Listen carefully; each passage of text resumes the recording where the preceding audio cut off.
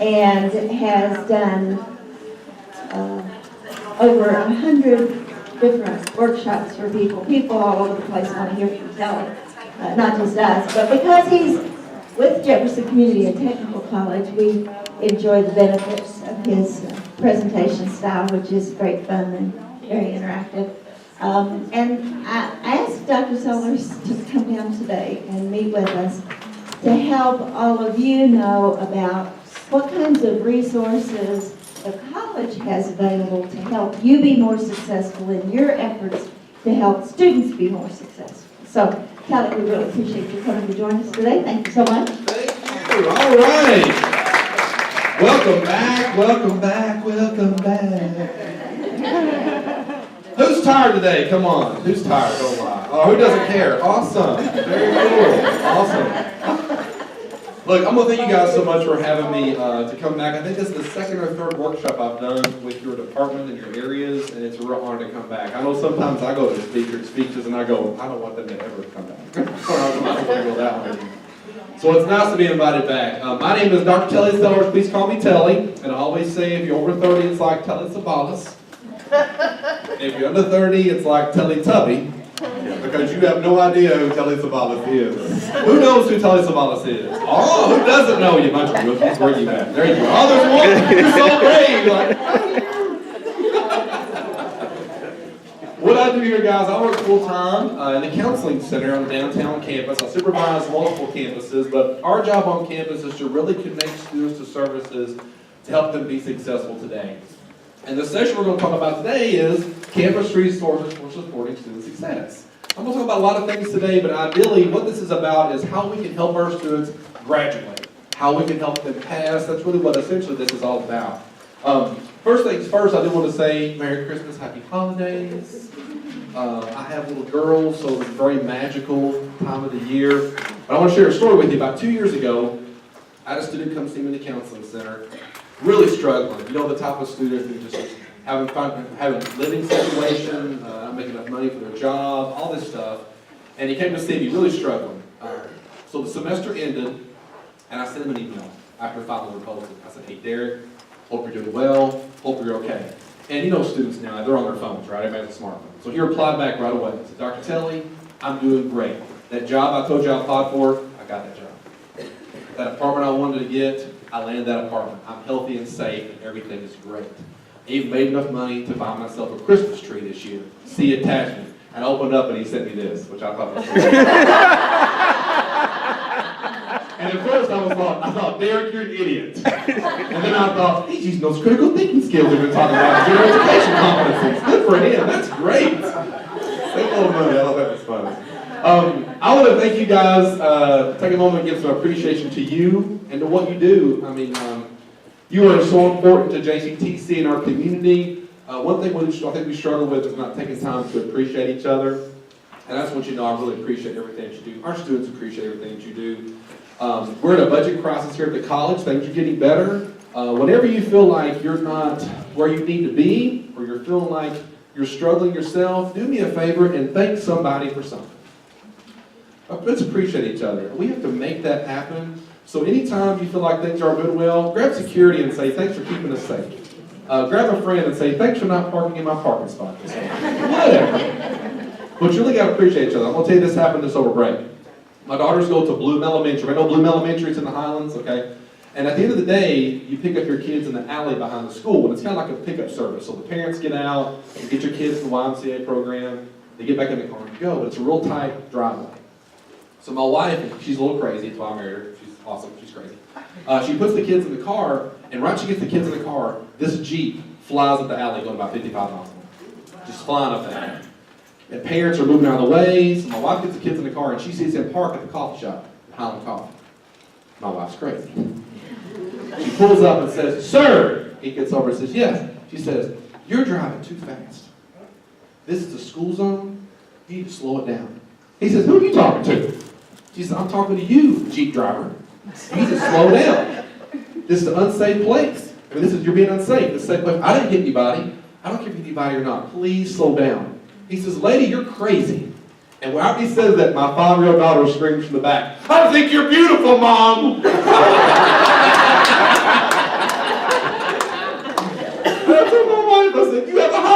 like Muhammad Ali. You got a hot man keeping you going. But you know what? It made my wife feel better. It made her feel better. And I think sometimes I remind myself, whenever you feel like things aren't going where they're supposed to, whenever you feel distraught or concerned, go to somebody who you know needs to hear it and just appreciate them for what they do. Because that's how we build a culture of appreciation and acknowledgement. Yeah. I think she's got guts, and I think she did the right thing. That's why I married her. She's awesome. That's exactly why I married her. And I just know every day you guys are helping people, changing lives, and I want to acknowledge that for a second. Well, let me show you my kids. I'll show you guys my family. These are my twin daughters, Ava and Kate. They just lost some teeth. What did Daddy do? I bought them some candy. And then this is my 2-year-old, Emery. This is a picture of my wife and I right there. Pretty good. Actually, I showed my wife that picture. She goes, "That's not you. You're more like this guy right here. You're more like Willie Robinson." My wife has been saying to me, she goes, "I'm from Eastern Kentucky and I've lived in Louisville for 12 years." And she says, "Why did you turn into a redneck when you moved to Louisville?" I live back home. I wear khakis every day. I moved to Eastern Kentucky. I watched Duck Dynasty. I bought a gun for Christmas and a dehydrator. So I turned into a redneck. That's totally true. I'm not making that up. That's totally true. And I've lost a lot of my accent, but if I go home, like the Eastern Kentucky, Harlan County, if I go home for like 3 days, I have like 3 beers, or I watch like 2 episodes of Duck Dynasty, I totally get my accent back. Everybody have the same thing? It totally comes back. My wife, I'll go home for a week, and I'll come home, and my wife will say, "Where's Kate?" And I'm like, "She gone." And I was like, "What'd you say?" I'm like, "She's outside playing in the dollhouse." Well, here's our objectives. Every session has to have some objectives. What we're going to try to do today is just really define what student success is, what that means. It's my definition of what that means. And then we're going to talk about at least you learning 2 areas or 2 things you can do to support students at JCTC. That's essentially what we're going to talk about today. Okay, now if you've been in my sessions, you know I do this a lot. Everybody hold their finger up. Hold their finger up like this. Okay. On the count of 3, point to the leader. 1, 2, 3, go. Everybody's pointing to Carolyn. Carolyn said, "Oh." Carolyn didn't like the wave. She's like, "Everybody."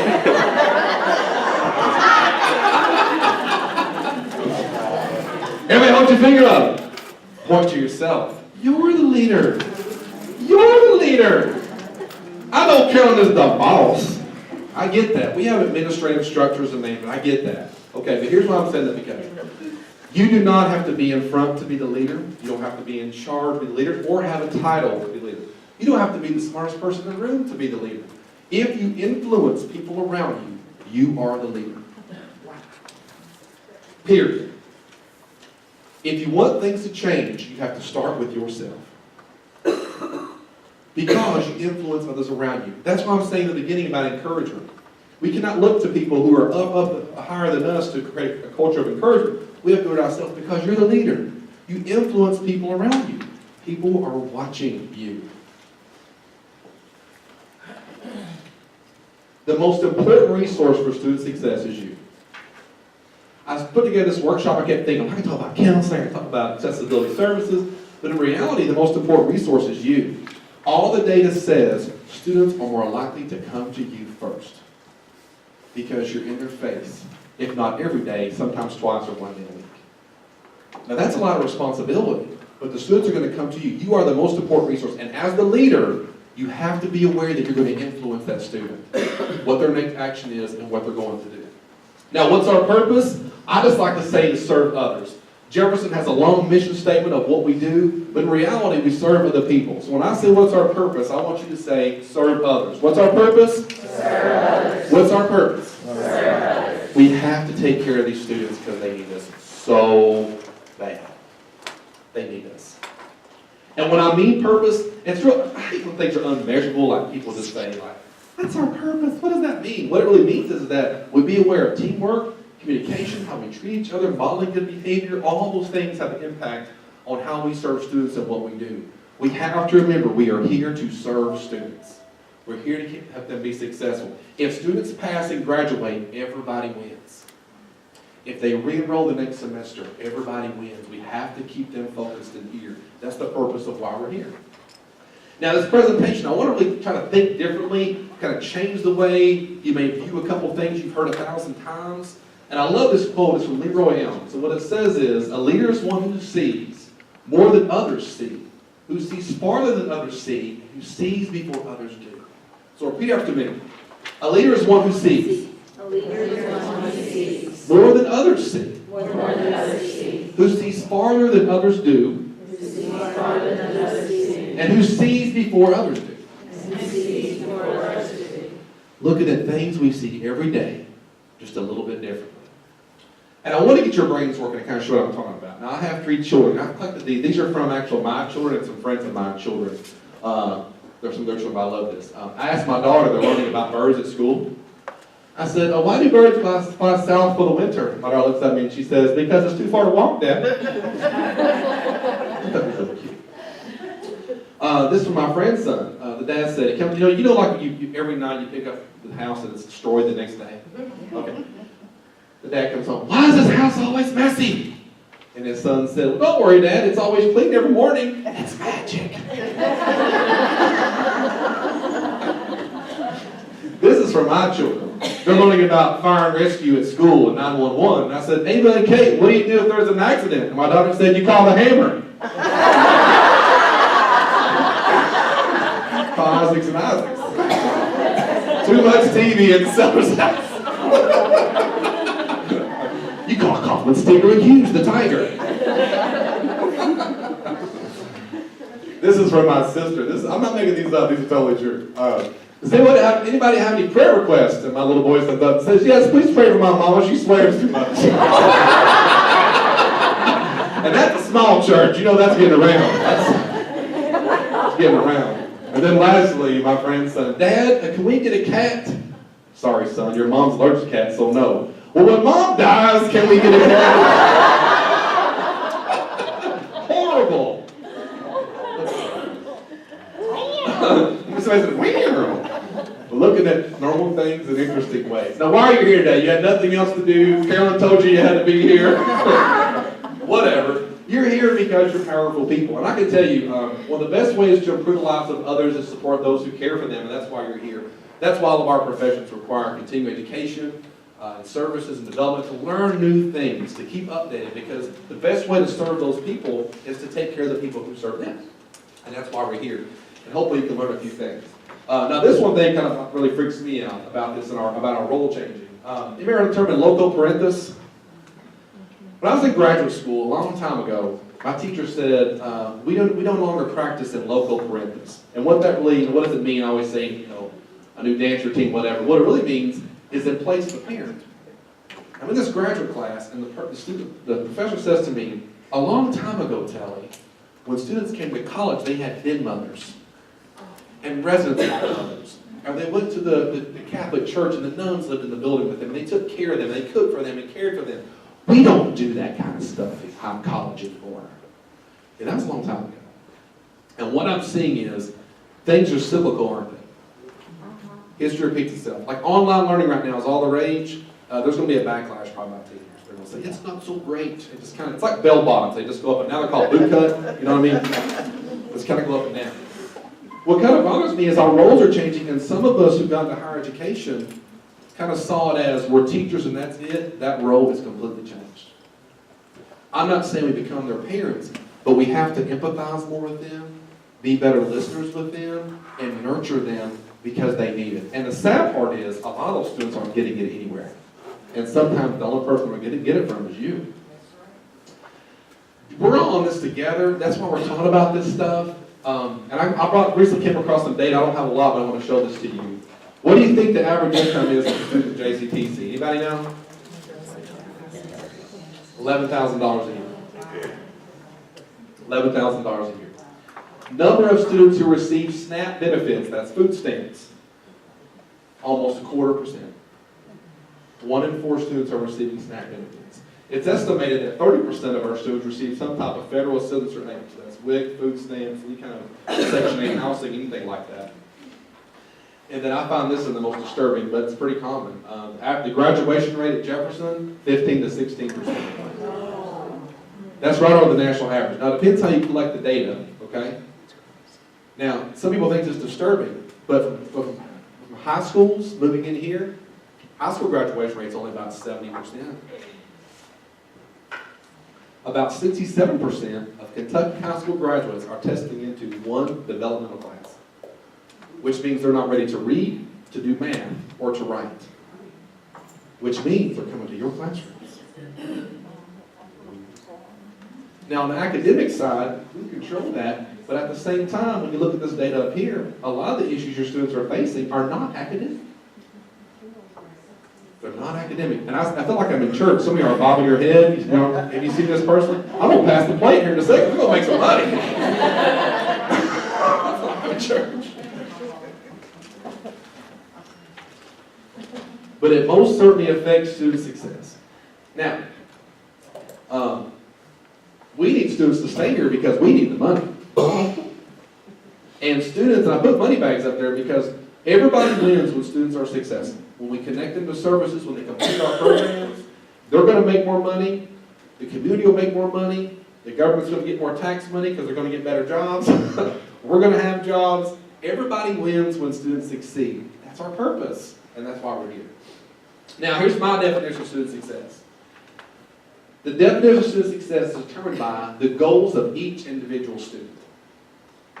Now, the college is going to have a definition of success that may be like persistence rate, retention rate, completion rate. I totally understand that. But at the same time, I want to tell you, if a student comes to you and says they can't complete this semester and drops out and comes back next semester, that still could be success in my mind. The data will not show that it can be success. I had a student in my FY 105 class, failed, left, got an E in class. He didn't withdraw the dummy, I wanted to kill him. That's a whole other workshop. He joined the military. He said, this isn't for me right now. I don't think that's a failure. I don't think that's a failure. So we have to look at success as the goals of each individual student. What that means is we got to know our students. We got to spend some time getting to know our students. So there's 1,000 things I can talk about today in supporting and promoting student success. I'm going to talk about 3. I'm going to talk about communication, about communicating. I'm going to talk about modeling behavior and being informed. I'm going to try to do that in about the next 15 minutes. So you don't run me out of here. Stop me if I go too far. I'm having too much fun doing this. Okay. I think sometimes the students tell me they're not heard. Common complaints. I wish they would listen to me. And that they is faculty, financial aid, advisors, everybody. I'm not being heard. Professors talk over me and not to me. My favorite one is, I don't know why I'm here to see you, but someone sent me to you. Who's had that one before? Someone told me to see you. Why are you here? I don't know, but someone said you. Who's someone? I don't know. Somebody over there told me somebody gonna see you about something.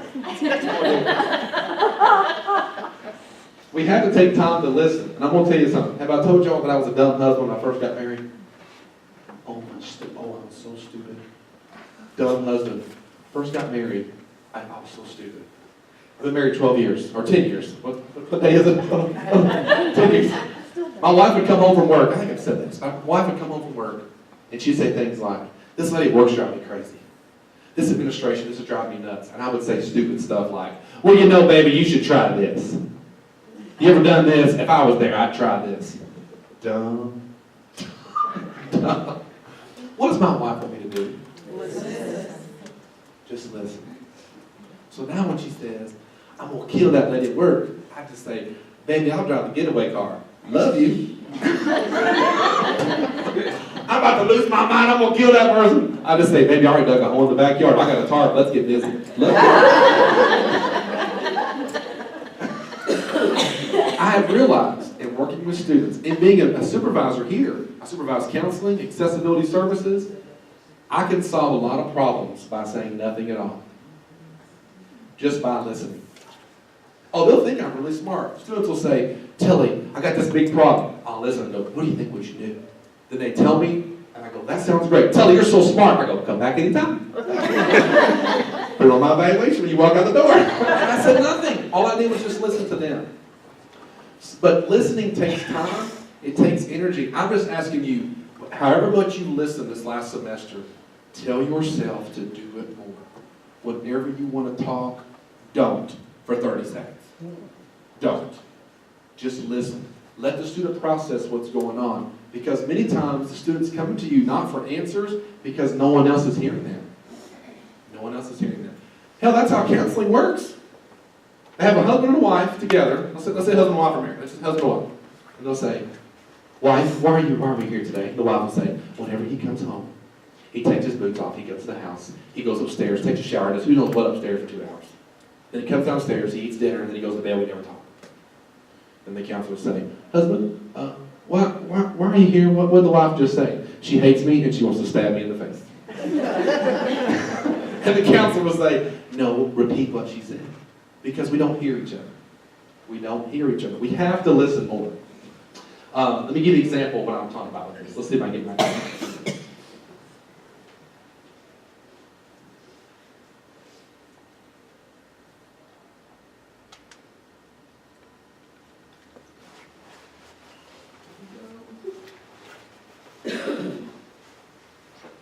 This is an awareness test. How many passes does the team in white make?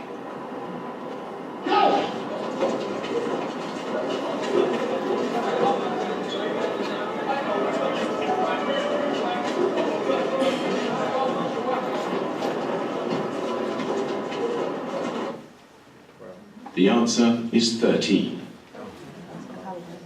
But did you see the moonwalking bear? Did you see it?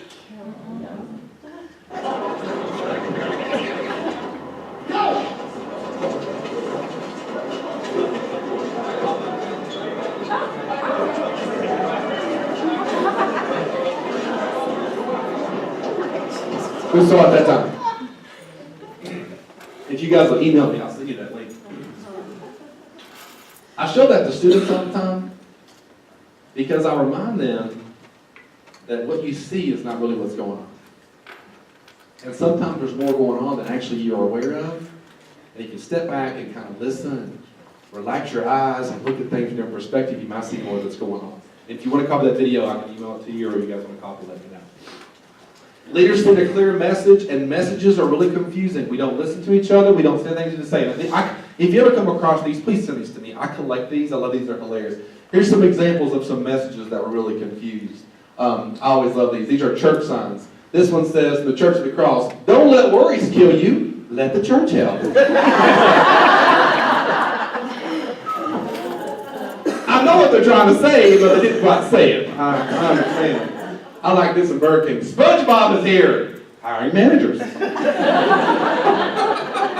He is? That's great. Let's go apply now. I thought this was funny. Whoever stole our AC units, keep one. It's going to be hot where you're going.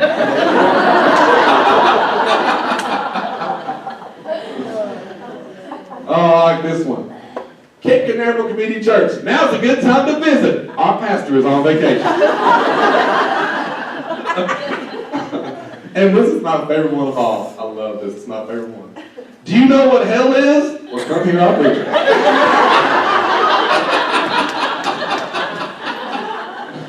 If you ever come across these, please send these to me. Because it just shows sometimes we think we're communicating and you're not saying what you think we're saying. You're absolutely not saying it. Please listen. Oh my gosh, please listen. Listen to each other. I'm a counselor and I'm a horrible listener. I'm horrible.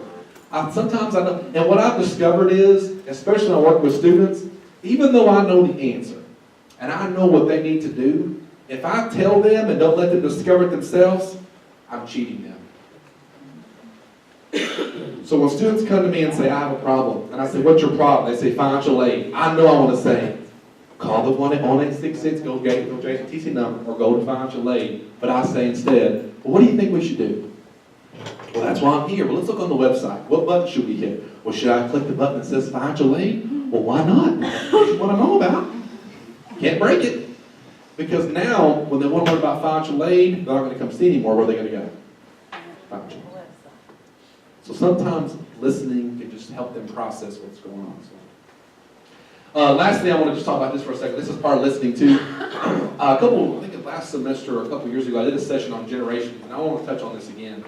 I'm a relationship builder. It's in my culture. It's who I am. And I've discovered through some research on this, it doesn't matter what your income is, what color, race, creed, age, educational background, socioeconomic status. It doesn't matter. There are two things you can relate with people, because there's two things that most people value, no matter who they are, where they're from. And those two things are family and love. Most cultures value family and love. Now, what does that mean for us? Family means a sense of inclusion. Anything you can do to make your students feel a part of your classroom is going to help you relate to students better. Who loves a good old-fashioned potluck? I love potlucks. Who loves food? Oh my gosh, I love food. I mean, I grew up with food. My mother thinks food cures illnesses. I'll call my mom. Mom, I've got a cold. Have you been eating your vegetables? Who does that? Mom, my arm fell off. I was in a car wreck. Well, if you'd have drank more water, you'd have been fine. That's totally my mom. It's all about food. Family and love also mean appreciate me and acknowledge me. Learn my name. Learn my name. Listen to me and respect me. If you can always remember, ask yourself this semester, what are you doing to create a culture of family and love in your classroom? It'll pay dividends for you when it comes to building relationships with the students. And be corny. Corny's good. Be corny. Do a corny ice-building activity. Bring some food in. Be silly. When you're at Big Lots and you see Spider-Man SpongeBob pencils on sale, 100 for 50 cents, buy them all and give them to your students. They will appreciate it. They will appreciate it, because that's what I do all the time. Number two, something like this. People become what they see. Repeat after me. People become what they see. People become what they see. People become what they see. People become what they see. Is that true? Is that true? Oh my gosh, it's so true. It's absolutely so true. What's creepy is those students are defining what a professional should be by looking at you. By the way you talk to each other, the way you talk to them, how you teach in the class. If they become a teacher one day, they're going to define teaching by how you define it. Now, as a parent, this freaks me out. It just scares me to death as a parent.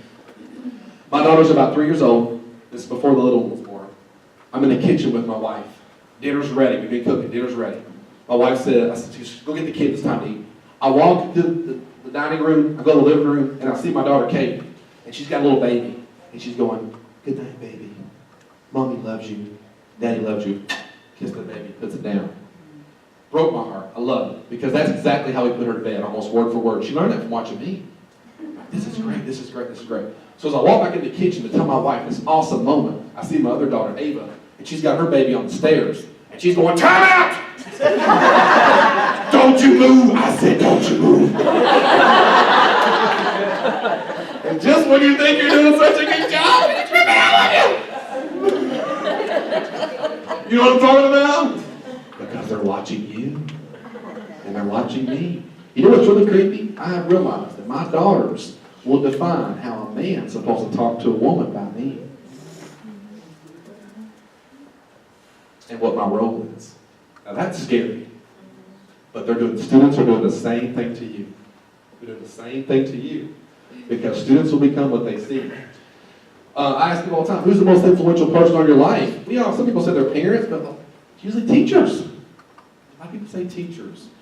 I did some study on the success rate of African American men in college. And you ask African American men in college, why did you go to college? You know what they say? A teacher. Almost every time. A teacher. A teacher. Students will be successful by how you influence them. If we listen, how we talk, all those kind of things. And be positive, be optimistic. Some people are just negative all the time. I'm just an optimistic person. A friend of mine lost his job about 6 years ago. He's working now, but when he lost it, he said, "Man, this is horrible. I lost my job." I said, "That's awesome." He said, "Of course you would say that." He goes, "Why is that awesome?" I said, "You hate that freaking job. You hate that job. Every day you said you hate that job. You hate it. You've been working since you're 16 years old, your whole life. Now it's time to find something you really want to do. Draw unemployment for 6 months. This is an opportunity. This is not a problem. Fix it." And he did. He found something he really wanted to do.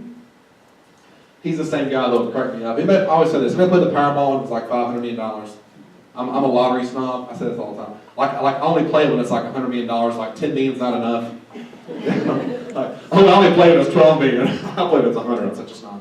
So I bought a ticket, and my friend says to me, well, why'd you buy a ticket for $600 million? If you win, you got to pay taxes on it.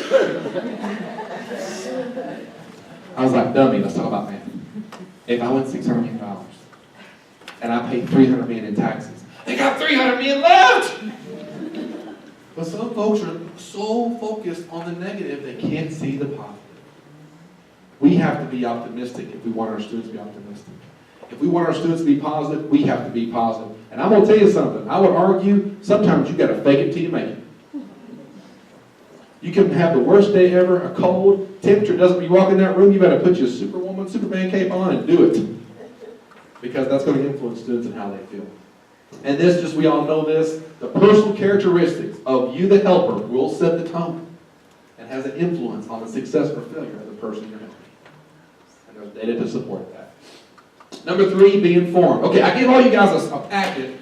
It's an orientation packet. If I have one of these, if you don't have one, let me know. I'll get you one more. I stole as many as I could from the SOAR program. I'm going to give you guys mine.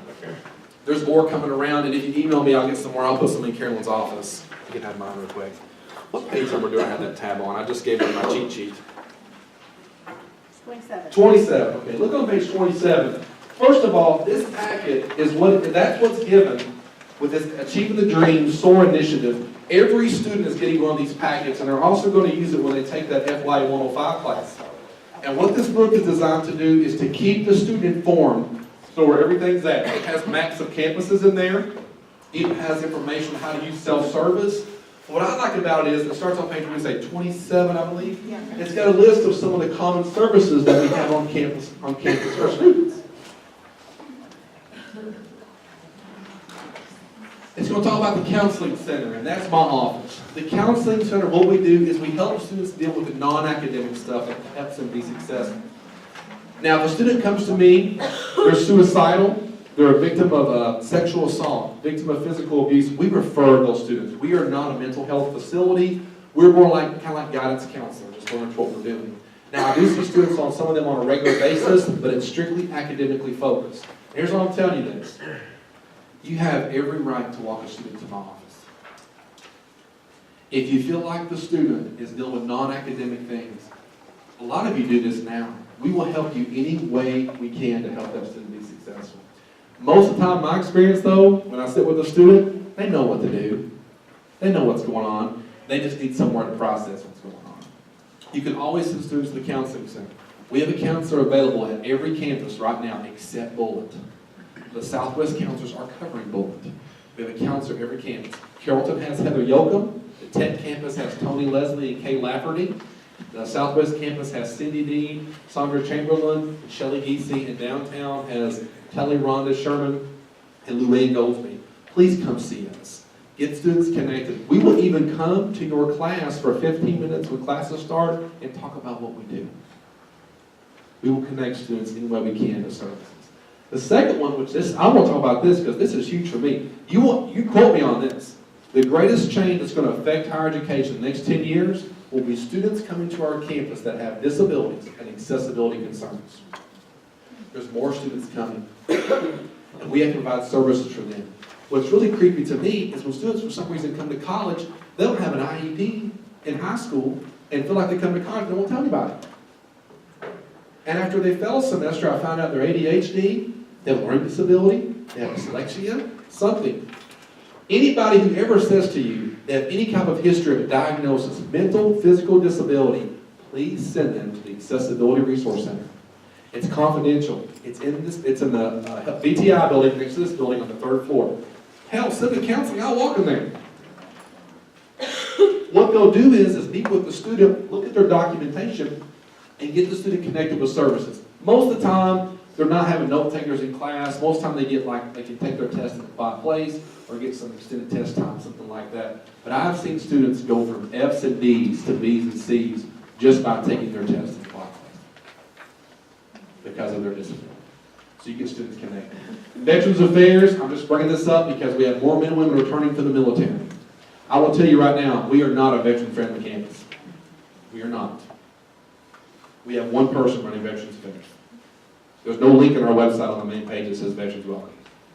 That's just my opinion. If you have a veteran, Send them to me in the counseling center, or send them to Veterans Affairs to get them connected. Specifically because of counseling, we're doing some more outreach with them next semester. Every student who's a chapter, every military student who's a chapter, I think it's 31, who's any kind of disability is going to get a letter from myself or Cindy Dean reaching out to them. But make sure they get connected. We have Student Support Services, which is in the JEC building. That's a very unique program. There's some qualifications for that. It's a federally funded TRIO program. That's neat because that is like a little family for students. So when students come there, they give them free popcorn, they get tutoring, they have special classes. If the student qualifies, if a disability, low income, I forget what the third one is. They can what is it? First generation college student. Thank you, that's awesome, good team. Then they can connect with that program. And then of course we have the other programs, Writing Center, we have Math Lab, and we have tutoring in the KCAC. But here's the two biggest things I want to talk about. There's a number. Has everybody heard the 1-855-2-GO-JCTC number? Who's not heard of that? Who has heard of that? Awesome. Okay, about half and half. This number is critical because these young people, like my daughters, don't know what a commercial is. Anybody have Netflix in their house? My daughters just go, let's watch Peppa Pig right now. Let's watch Looney Tunes right now. Anybody watch Peppa Pig? It's hilarious. Yeah. My daughter has a British accent now. Father, Daddy, can we go outside and play? Yes. You've been watching Peppa Pig, haven't you?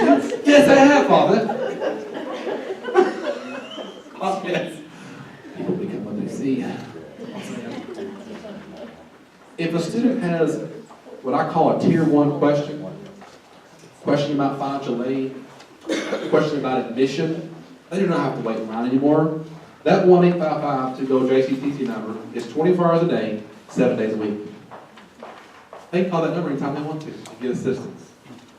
So if a student has an issue, and financial aid is the big one, send them there. Now here's what's so cool about this. This is what I want you guys to know about student services while they're doing such a good job right now. If they cannot solve the problem, they'll create a ticket and send it to someone at Jefferson to help the student fix it. And for some reason, my students are lazy. If I have lazy students, my students are just like, I have to walk across the street, oh my gosh. I'm like, get your smartphone out and call this number.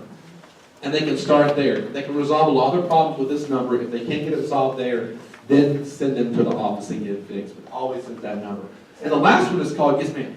Is it a live person that answers? Yes, it's a call center in Somerset, Kentucky. Yeah, it's actually ran by the Blackboard Corporation, the same people who work on our online program. And they go through training. And they even, like right now, all student services had to do these prompt questions. So when a student asks questions, there's a person who's filtering those. This is why when we have our budget reduction, we're trying to maintain services with a lack of personnel. And we're really trying to use these things to be more efficient. And I just love it because that's what our students want. Our students don't want to wait in line anymore.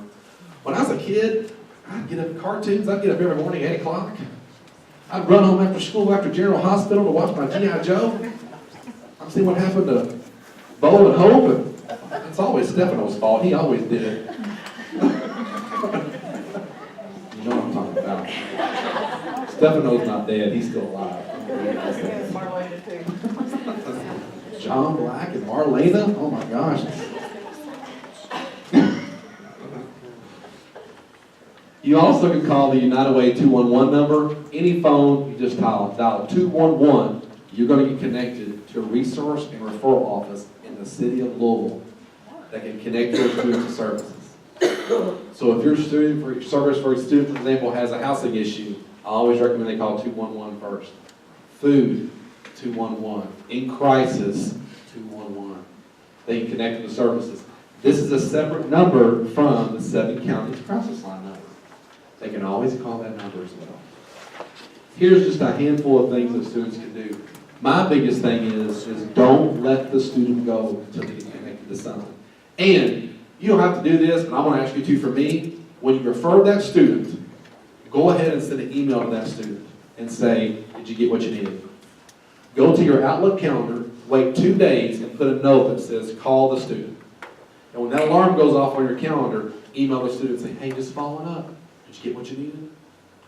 I know that takes like another 30 seconds to do that, but that's the kind of stuff our students will embrace and that they need. Every time we have a budget crisis, a talk on campus, I just tell myself, if we have 350, 300 faculty and staff, we have actually 600 faculty and staff on campus, about 350 faculty, 350. If every one of us could retain 1 or 2 more students than the previous semester, we would solve our budget problem. That's all it takes. 1 or 2 more students. This is how you retain them. And I'd argue raise standards. Don't make it easier, make it tougher on them. Students aren't afraid of standards. I believe students will rise to the level of expectations you set for them, but we have to adequately support them when they do that. A few last minute tips here, and I'm going to be out of here. Learn every student's name. A person's name is the sweetest word in their language. Anybody know Tony Leslie, Tech Campus? Tony Leslie gives everybody a nickname. You notice that? He'd be like, what's up, Telly? Kingdom come. What's going on? Kingdom come.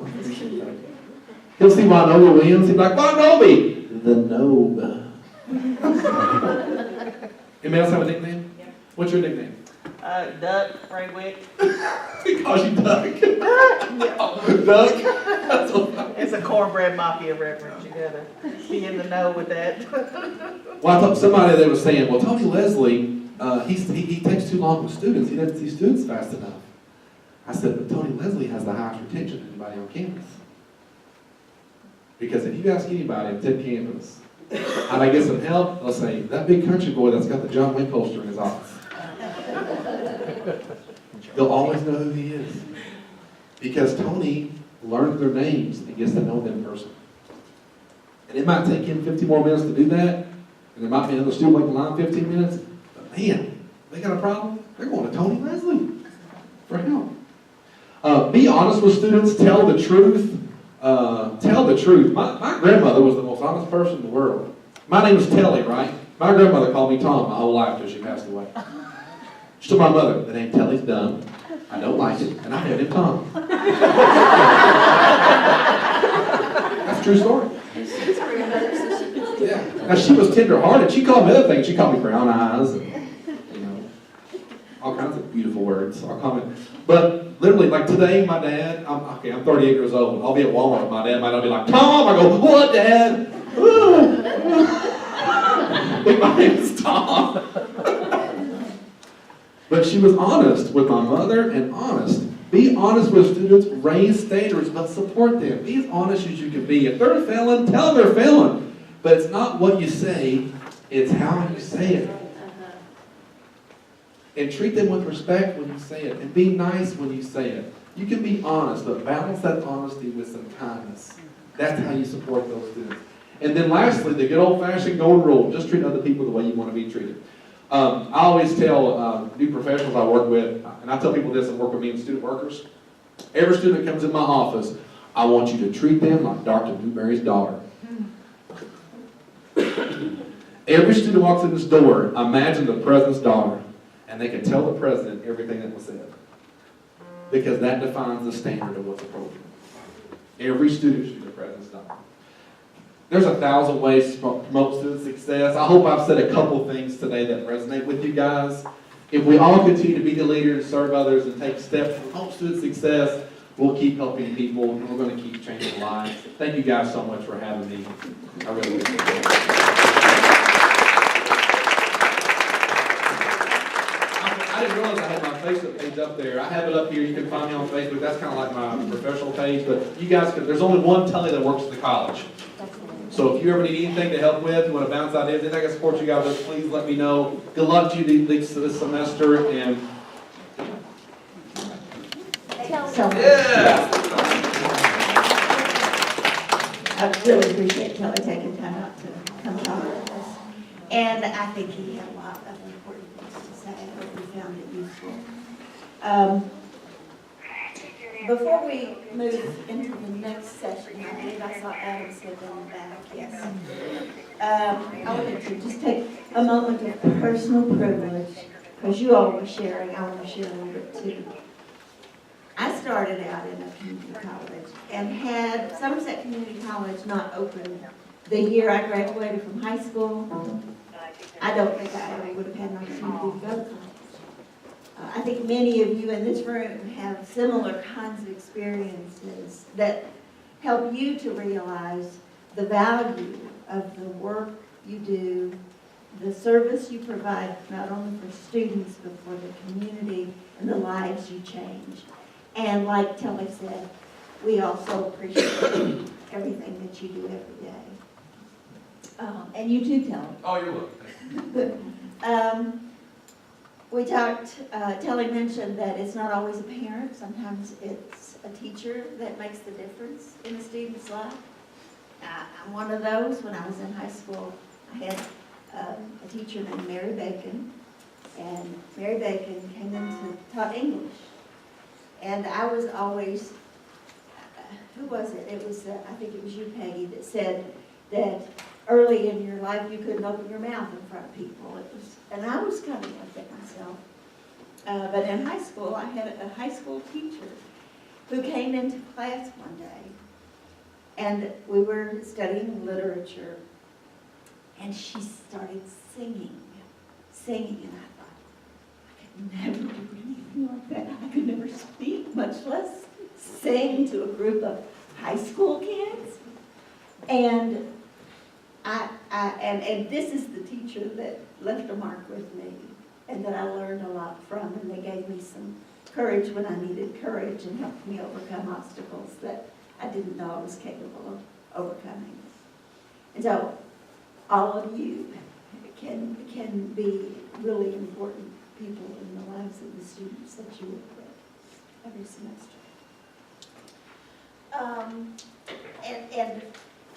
Finally, I want to just add that we really appreciate the fact that you are here and that you are supporting these students who need you so much. But we are also all very privileged to be in the roles we're in and to have the opportunity to impact our students in the way that we have an opportunity to impact them and to help them be successful. Okay, back to the program. We've asked Adam Elias to come and speak with you briefly today about a new resource that's available. Kelly, thanks again.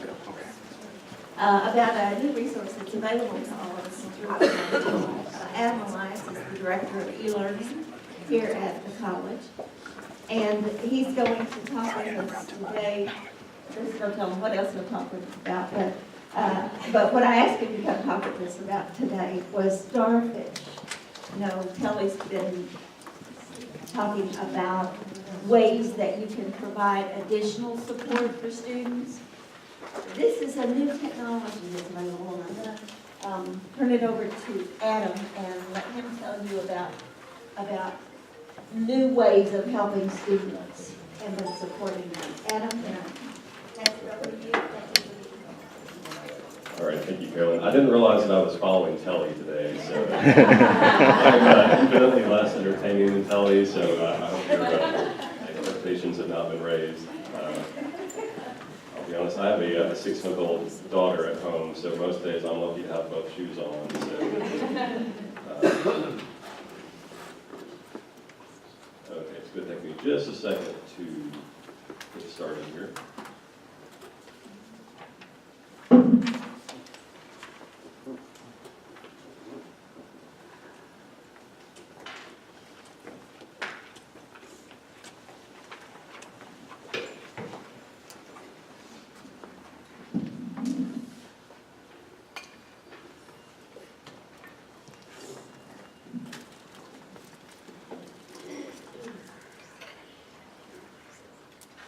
Okay, so today I'm going to be talking a few minutes about starfish.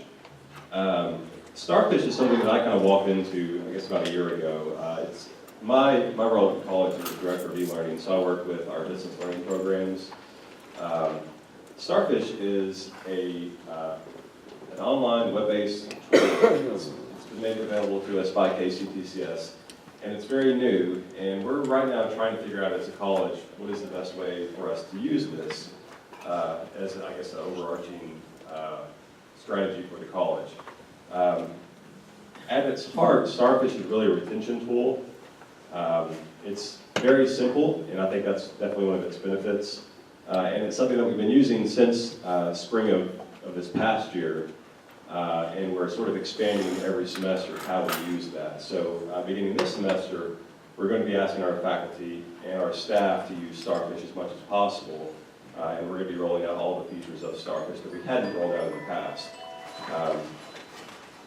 It is something that you can use in lots of different ways. The way I define Starfish, and that's probably the best way to start, is I call it an intra-organizational communication tool that we use to communicate with and about our students. And that might not make much sense, but once you start to see this, it'll make a little bit more sense, and you'll pick up on probably exactly how we're going to be using this. I'm just going to take you through Starfish, just sort of as a 10,000-foot overview today, and we will have trainings on campus throughout the year. So if you do want more training in this, or if you need extra help or have any questions, feel free to contact me, and I'll be glad to help get you plugged in and get you the help you need for Starfish. Okay, so Starfish is, and also if you have any questions throughout this, feel free to just sort of shout it out and let me know. I've done a similar presentation to this several times, so I kind of go in autopilot, so just catch me if I gloss over something or if there's something you need more clarification on. Okay, Starfish is cloud-based. It is not a program that you install on your computer. It's fully in the cloud. It's online on the internet. You can get to it through a couple different ways. Probably the most common is Blackboard. You can also get to it in PeopleSoft.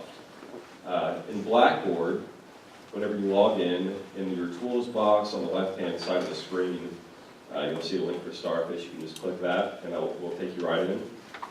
In PeopleSoft, once you log in your favorites box on the far left-hand side of the screen, at the very bottom there should be a link for it. It says My Starfish, and if you click there, it'll take you to the same place. Okay, while this is loading, there are really two main areas within Starfish. One of them is sort of a bell and whistle. The other is sort of the meat of what we use Starfish for.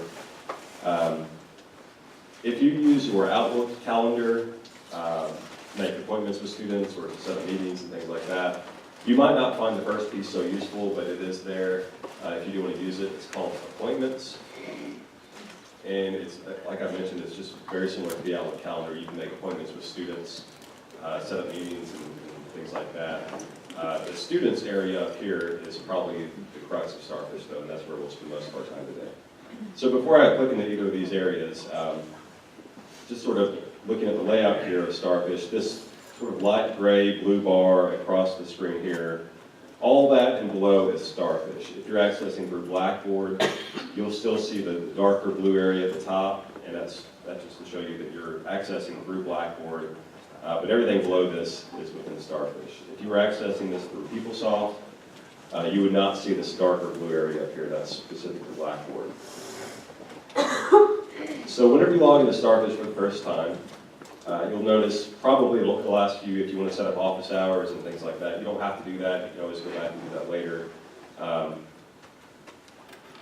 In future times, whenever you log into Starfish, you'll just see your homepage here, and within this area, you'll see appointments, you'll see tracking items that you're following on certain students, and so forth. Lots of different things. It's just sort of a homepage that collects lots of different pieces of information within your Starfish interface. I'm going to show you the appointments area just very quickly. And so in the appointments area in Starfish, the use for this is basically to set up appointments with students. If there's a student that you'd like to meet with, or a group of students that you'd like to meet with, you can actually initiate a meeting through Starfish to meet with those students, very similar to how you might do in Outlook. Excuse me. You can also set up office hours within Starfish so that students can go into your Starfish interface and find open meeting times or time slots that you've set up beforehand, and they can reserve those spots and sort of initiate a meeting with you without having to email back and forth.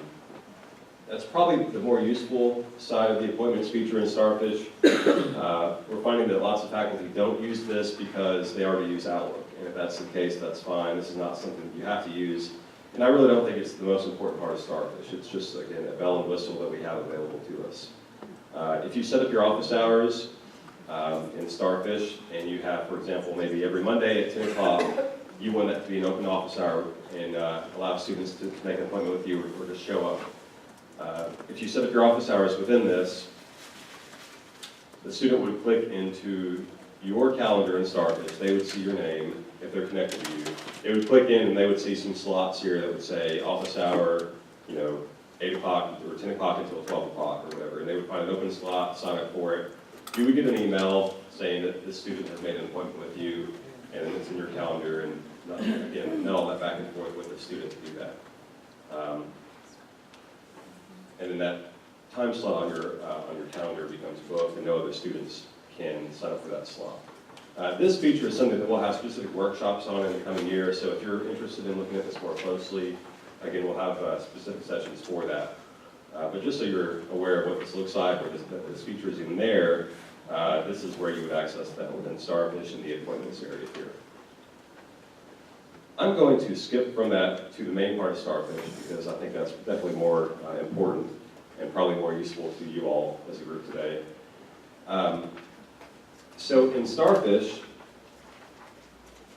basically you are connected to students in different ways through PeopleSoft, through your classes, as advisees, and so forth. So if there's a student to whom you're connected in PeopleSoft or Blackboard through one of those ways, that connection should be picked up by Starfish. So that means that whenever you go into your Starfish interface, you can view all these different connections that you have with students. And basically, you're looking at a list or a roster of students who are connected to you in Starfish. And then you can interact with the students on that list in several different ways. So when you click into the Students area within Starfish, you have two tabs here, My Students and Tracking. By default, you'll go to the My Students tab, and you see lots of different things on this page, but I want to draw your attention to this box here that says Connection. Whatever role you have at the college, there should be a corresponding type of connection within Starfish. If you were attached to a class as instructor or teaching assistant, or really any of the different connections that we have in PeopleSoft to connect you to a specific class, within your connection box, you would have that class listed there. And so if you clicked on that, it would pull up the roster for that class. And then, of course, you would see the list of students here in the larger window on this page. My role in Starfish is called Early Alert Manager, and that gives me access to every student at Jefferson over the last several semesters. And you can see in the bottom right-hand screen, part of the screen, I have access to 36,000 students. So you probably won't have that same kind of access, and you probably don't want it. But this would basically let you see how many students are in this specific connection. If I switch this to a class, and I'm not attached to any classes right now, the number down here would change to probably, displaying students 1 to 30. It would be a much smaller number. If you are an advisor and you have advisees, you could change this connection to advisor, and then it would show all your advisees in the list, and that would be, the number down here would show however many those are. So what you're doing here is basically limiting this list to specific types of connections that you have with students, and then you can interact with those students in a few ways that I'll show you. You can also limit by term. By default, it will show you the active term. And you can also search for specific student names, ID numbers, usernames, and so forth. So PeopleSoft talks to Starfish, and it sends student information to Starfish. It sends lots of information, student names, student ID numbers, class schedules. Eventually it will send things like majors and lots of other secondary information. But right now it sends quite a bit of that primary information like student details, class details, etc. So you can use Starfish as sort of your area to go in and find students who are connected to you and find out more information about them. Starfish also allows you to create more information about students regarding maybe their performance in class, specific meetings that you have with students, and so forth. For example, we have some things called tracking items that you can attach to a student in Starfish. Every student has a profile within Starfish, and within that profile is contained all the